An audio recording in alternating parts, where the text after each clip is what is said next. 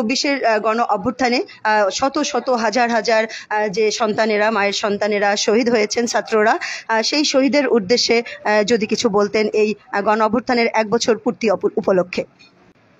আমাদের প্রিয় নবী হযরত মুহাম্মদ মুস্তাফা সাল্লাল্লাহু আলাইহি সাল্লাম যে বছর জন্মগ্রহণ করেন ওই বছরকে আরবে হস্তি বছর বলা হয়। হস্তি বছর এই জন্য বলা হয়, একজন অত্যাচারিত বাদশা, জালিম বাদশা ছিল, তার নাম বাদশা আব্রাহা। এটা কোরআন শরীফের সূরার ভিতরেও আছে, সূরা ভিতরেও এই আব্রাহার কথা আছে। এখানে এই বাদশা হাতি বাহিনী নিয়ে আসলো যে আমি মক্কা শরীফই আল্লাহর তাআলার বাইতুল্লাহ, আল্লাহর ঘর মক্কা শরীফ ভেঙে দেবেন, কাবা শরীফ ভেঙে দেবেন। তখন এই কাবা শরীফ রক্ষণাবেক্ষণা করতেন আল্লাহর রাসূলের দাদা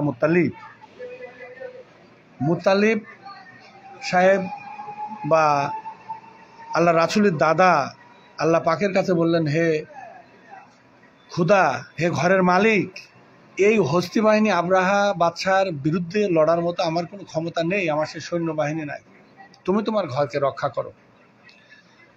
তখন কি হলো, নিমিষে আব্রাহা বাদশাহ যখন হলো কাবা শরীফে আপনার আক্রমণ শুরু করলেন।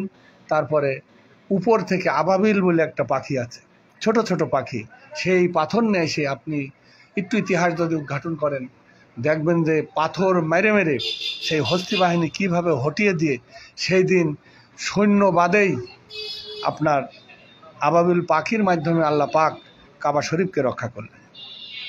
সুতরাং এইভাবে যদি আপনি আরও জালিমের দিকে যদি যান, নমরুদ নামে যে এত বড় জালেম ছিল, একটা পা ভাঙা একটা মশা তার নাকের ভিতরে যেয়ে নমরুদ কিন্তু মারা গেলেন দুনিয়া থেকে।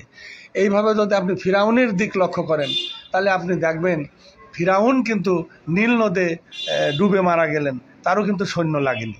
তো এইরকম অতিশয় জালেম শাহী যারা, জালেম বাদশাহ যারা ক্ষুধাদ্রোহী বা জনগণ এবং দেশের দ্রোহী যারা হয়ে পড়ে, দেশের কোনো নাগরিক বা সাধারণ মানুষ তাদের সাথে যখন আর না পেরে দেয় তখন আল্লাহ পাক আর বসে থাকেন না।